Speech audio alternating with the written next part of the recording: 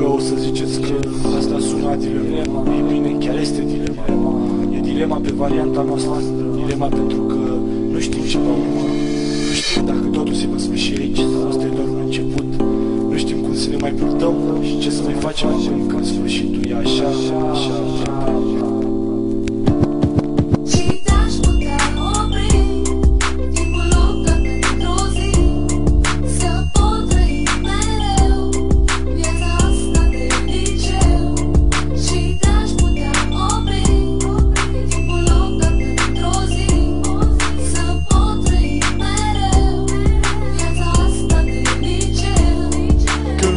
Se sting și toți actorii pleacă, când spectatorii aplaudă și vor ca să mai vadă o nouă piesă. Încă 4 ani tot noi tot împreună. Va veni momentul când vei da orice pentru încă o săptămână. Ăștia colegii tăi și nu doar atât, ți-au fost prieteni, amici, poate și mai mult.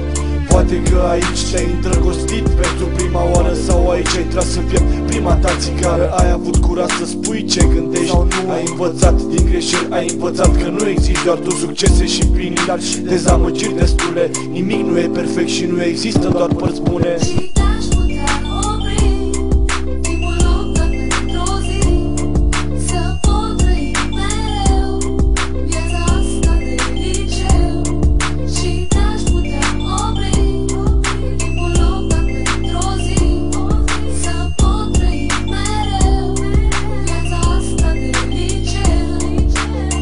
Niciodată nu mi-au plăcut sentimentele și știi cât de greu îmi găseam cuvintele.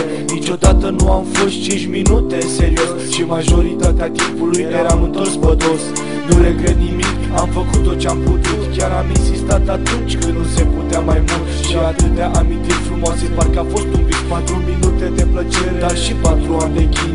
Nu regret nimic, am toată viața înainte. Poate doar că a trecut prea repede și n-am făcut mai multe. Și acum, la sfârșit, crezi tu ce vrei. Chiar dacă m-ați plăcut sau m-ați urât, eu vă iubesc pe toți.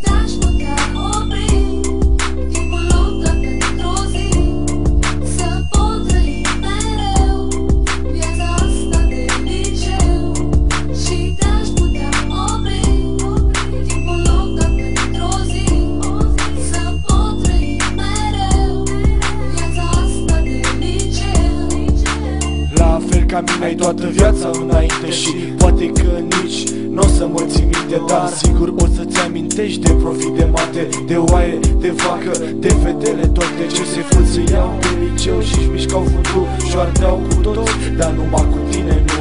Și ce ne-a mai distrat, și ce ne-a mai distrat, și ce ne-a mai certat, și ce ne-a mai certat, toți au fost minuni.